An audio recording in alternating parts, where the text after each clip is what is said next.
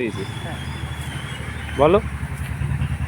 আমরা ঠাকুরনগর প্রতিধ্বনি সাংস্কৃতিক সংস্থার পক্ষ থেকে কবি বিনয় মজুমদারের বাসভূমিতে এই মুহূর্তে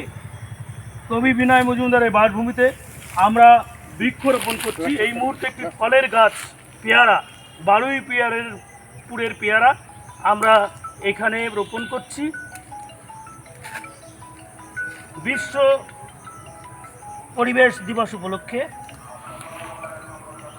রোপণ করছি জয়দেব হালদার এবং সুশান্ত বিশ্বাস, ঠাকুরনগর প্রতিধ্বনি সাংস্কৃতিক সংস্থার পক্ষ থেকে। ও দাদা হয়ে গেছে, আমরা বিরামন বাড়িতে গাছ পুঁততে আসছিলাম, হয়ে গেছে।